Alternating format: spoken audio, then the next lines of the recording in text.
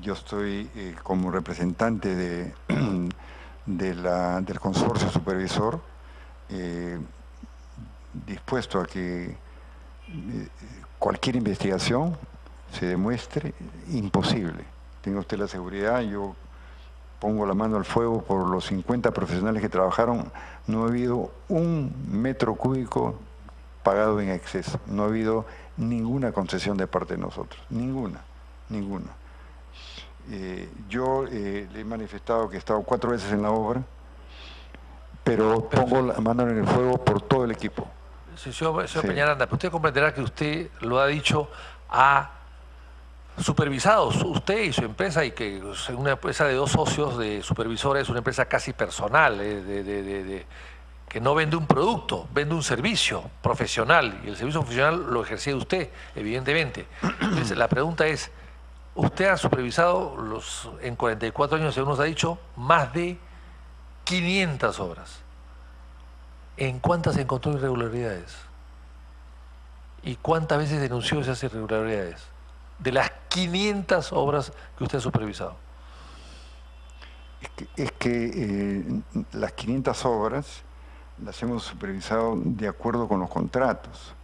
Y de acuerdo con los contratos, como he manifestado, como he estado explicando, la función del supervisor es que la obra se ejecute de acuerdo a planos, cumpliendo las especificaciones y valorizando lo contratado.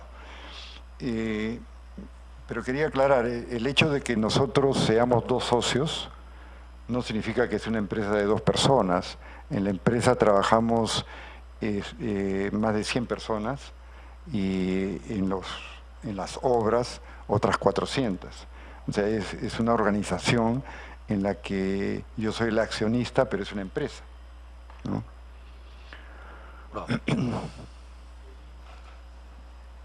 Específicamente en Interoceánica Sur, ¿cuánta gente estaba involucrada? En la Interoceánica Sur, que fue un contrato entre profesionales sí, y personal de terreno. Estuvieron 50 meses, aproximadamente entre 110 a 120 personas, de los cuales unos 40 eran ingenieros viviendo en los campamentos. ¿Cuántos ingenieros? Unas 40 personas eran ingenieros. Teníamos, de los 120, una tercera parte eran ingenieros.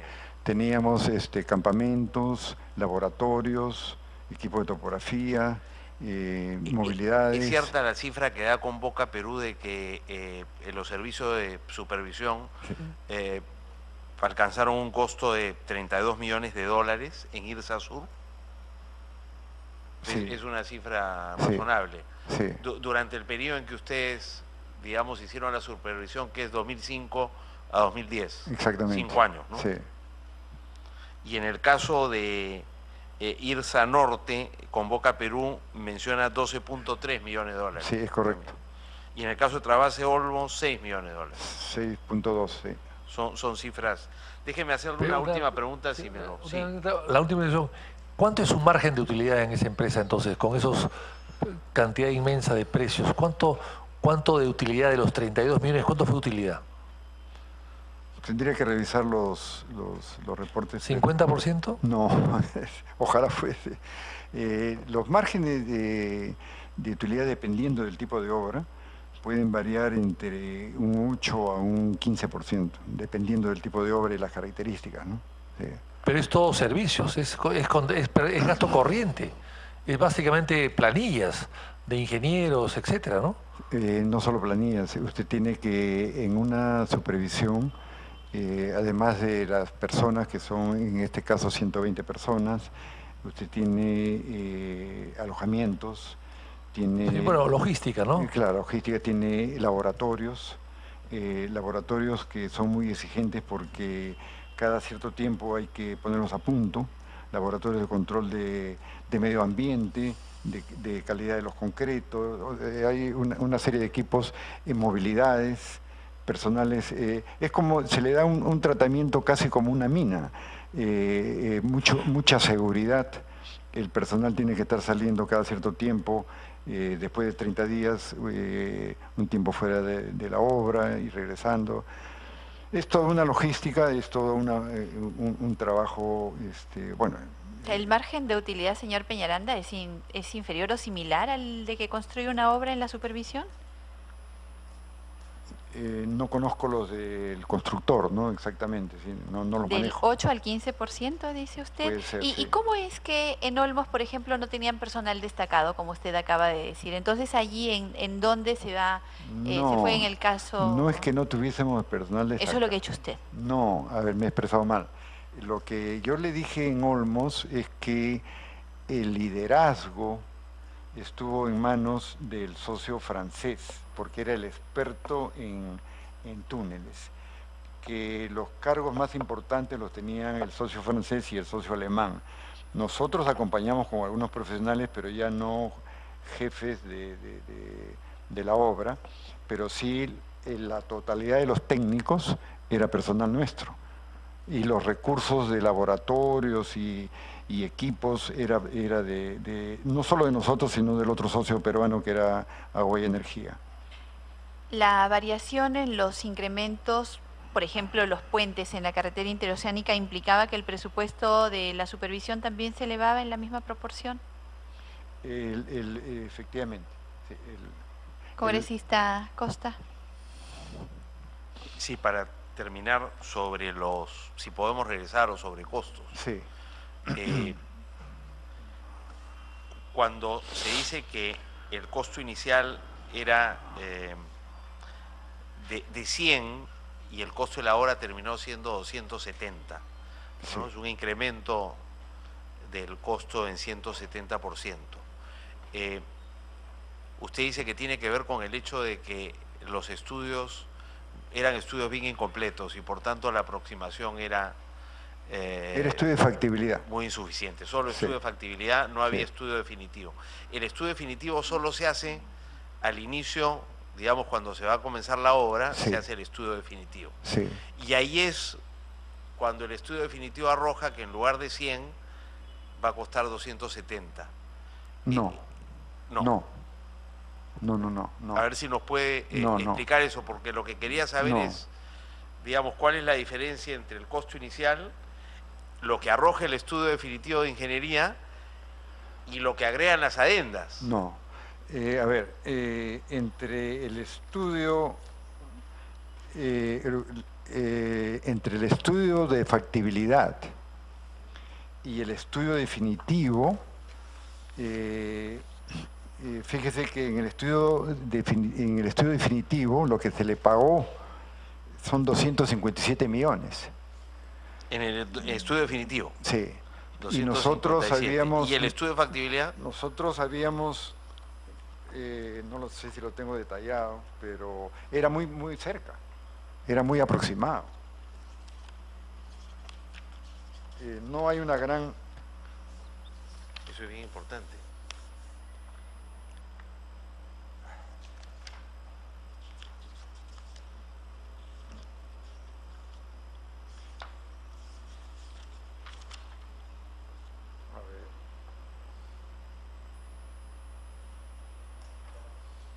Es casi del orden.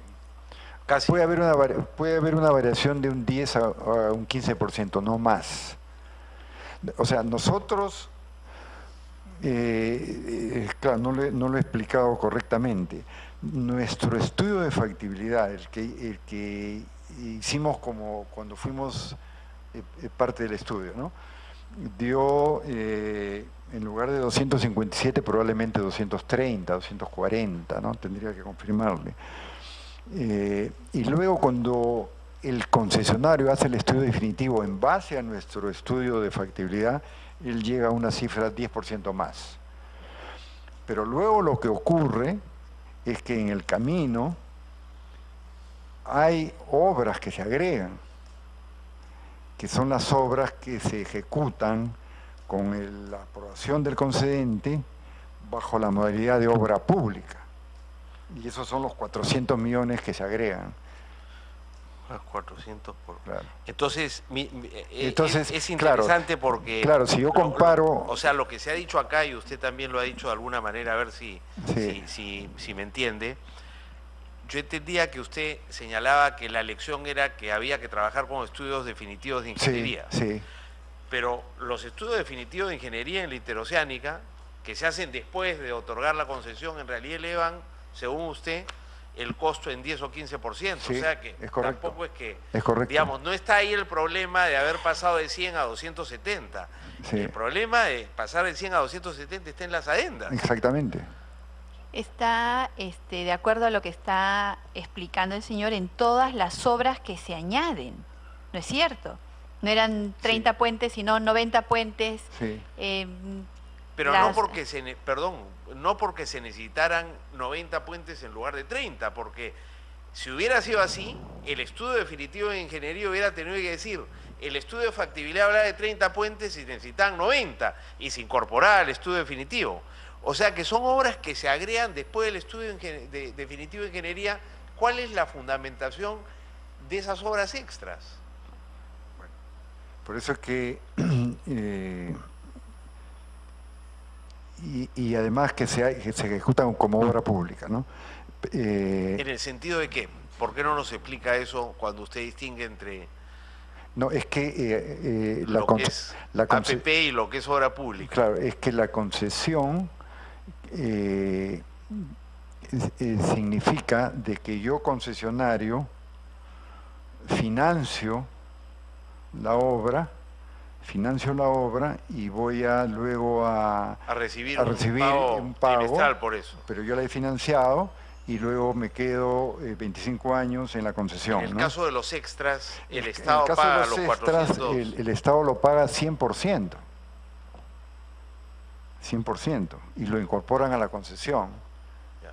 ¿No? Y luego yo hago el mantenimiento de todo eso durante 25 años. ¿No? Entonces, con las adendas, bueno, pues... Entonces, ¿cuál es la razón para pasar de 30 a 90, ya que estamos hablando de esa situación simulada, ¿no? Todas las obras adicionales. O sea, yo pensé que se pasaba de 30 a 90 cuando se hacía el estudio definitivo. No. Usted me dice que no, entonces, en realidad, esos 60 puentes adicionales no eran necesariamente imprescindibles, porque si no hubieran estado en el estudio definitivo de ingeniería. Claro, lo que pasa es que si usted pone al concesionario como diseñador, ocurre esto, ¿no? O puede ocurrir... No lo hace el concesionario. Sí. Lo hace el concesionario, no el concedente. Lo hace el concesionario. Claro. Por eso le digo que la gran lección es que el concesionario no haga los estudios. Señor Peñaranda, y entonces, ¿cuál es la labor del supervisor? A ver, si nosotros hemos tenido una cosa un poco extraña, por llamarlo de la manera más amable, en la cual el Estado decide que sea el concesionario el que pueda decidir con respecto a las obras que se van a hacer, pues por eso le preguntábamos. A lo mejor han hecho obras cosméticas que no se necesitaban solamente por incrementar el costo, porque al final a ellos no les costaba absolutamente nada. Todo salía de todos los peruanos. Entonces, ¿cuál es el rol de la supervisora en ese tipo de casos? Ustedes solamente decían, bueno, está bien, pues el concesionario ha determinado que sean 60 puentes más, entonces yo me limito a mirar que esos 60 puentes más se hagan de acuerdo a lo que han escrito ellos mismos en su expediente. Sí, a ver, existe el concesionario, el concedente y Ocitran. Nosotros somos parte de Ocitran, somos el brazo técnico de Ocitran. Entre el concesionario y el concedente deciden qué es lo que van a hacer. El concesionario, el concedente contrata con el concesionario a través de Proinversión, contrataron, y el concedente es el que le aprueba obras adicionales al concesionario. Y Ocitran es el ente regulador, da su opinión, pero una vez que el concedente ha contratado con el concesionario las obras adicionales, nos dice a nosotros, a través de Ocitran, supervísame estas obras adicionales. Nosotros no participamos en la decisión de si es necesario o no ese otro puente o esa obra adicional. No participamos. ¿Tenían alguna facultad para observar lo que el MTC decidía? No, Ni siquiera Ocitran. Ocitran tiene una opinión no vinculante. ¿Emitieron alguna opinión no vinculante en el sentido de que eran obras innecesarias? No, es que tampoco eran obras innecesarias. No eran obras innecesarias. Es verdad, si usted recorre la carretera, encuentre una obra innecesaria, es muy difícil. Podemos decir, bueno, ok, este pueblo no requiere de una obra pavimentada, pudiera haber sido con afirmado, este talud no ha debido de inclinarlo tanto, déjelo más parado, no importa si hay un derrumbe. Pero eso ya todo estaba, perdona la interrupción, eso todo ya estaba definido en el estudio definitivo de ingeniería, que fuera pavimentado. La pregunta es ¿cómo pasamos de 100 a 270 solo con obras adicionales? Mire, si cuando se hacen los estudios se consideran que no son necesarias. Y ese estudio sí es un estudio definitivo de ingeniería. Sí. O sea, sí has ido a terreno a ver si necesitas un puente o no. Yo le puedo... Si en el estudio, para terminar, si en el estudio definitivo de ingeniería queda claro que necesito 30 puentes, ¿cómo terminas construyendo 90? Claro, a ver, señor congresista, yo con gusto puedo revisar con usted una las obras adicionales que nosotros no aprobamos. El concedente nos dice, esta es la obra adicional, supervísala. Nosotros tenemos que supervisarla. No la aprobamos. Y supervisar la obra y su costo. Pero yo le traigo todas las obras y usted va a ver que todas las obras son necesarias. Si pensamos en que tiene que ser una carretera, no una autopista, pero una carretera de 2 carriles con sus seguridades mínimas. Dispositivo de seguridad, por ejemplo, la vez pasada un vehículo se fue no sé en qué carretera, no tenía Pero no estaba diseñada así, digamos, en el estudio definitivo de ingeniería, una buena carretera. Eso costaba 257. ¿Cómo llegamos a 800? Las vías de evitamiento. Yo pensé que el problema era, y usted lo ha dicho acá, que no se había hecho el estudio definitivo de ingeniería. Sí. Antes de la concesión, pero finalmente cuando se hace, la diferencia entre el estudio de factibilidad y el estudio final es 10 o 15%. Entonces, el problema no está en que no hubo SNIP. No. El problema no está ahí, el problema está en las adendas que incrementaron los costos. Usted dice que con buen fundamento. Sí. Pero yo digo, si ya era una obra cara, ¿para qué hacerla más cara si estaba bien como estaba diseñada inicialmente? Y finalmente, Presidenta, Alfa Consus también cobraba un porcentaje sobre esas obras adicionales? Nosotros cobramos un monto más un valor por el monto de la inversión. Ya, o sea, un porcentaje de la inversión usted cobraba. Sí. O sea, si la inversión era 800, cobraban por 800. Sí. Si era 1.800, cobraban por 1.800. Bueno, un poco perverso. O sea que ustedes se beneficiaban directamente de esta demasía. O sea, cuanto más gastaba el constructor, ustedes más ganaban. Había más trabajo. Había más trabajo, es cierto, pero más ganaban. Sí. Y usted lo que necesitaba es trabajar más para ganar más. Bueno, puesto así, efectivamente, es una manera... Eso es algo perverso. Exactamente, es una manera perversa de verlo, claro. Aparentemente ya mientras más obras y en lugar de 600... O sea que ustedes aplaudían pues que haya más adendas y que aumenten los costos, ¿no?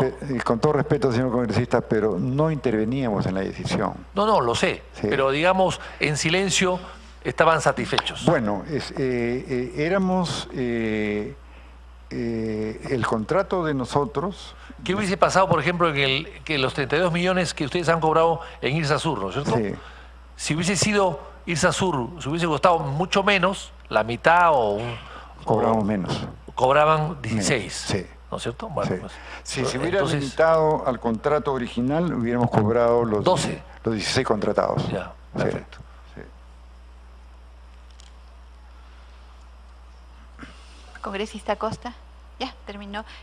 Señor Peñaranda, ¿algo más que añadir a esta comisión? No, señora Presidenta, lo único que, como le he ofrecido, le puedo dejar ahora, si usted me permite. Claro que sí. La información. Además de la presentación electrónica también, si fuera posible, por favor. Sí. Y a su disposición sobre Olmos, yo puedo documentarme y con mucho gusto las preguntas que crean convenientes y hacerle llegar por escrito las preguntas que usted crea conveniente. Le agradecemos, señor Peñaranda, por su participación en esta comisión y lo invitamos a retirarse cuando lo estime pertinente.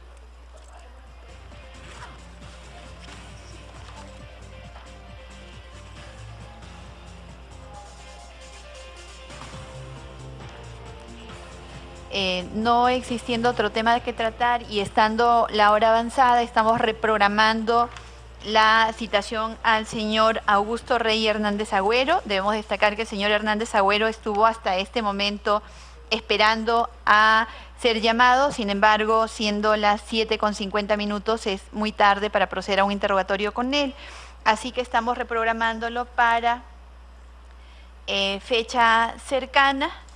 Y no habiendo hoy otro tema que tratar, se levanta la sesión siendo las 7:50 de la noche.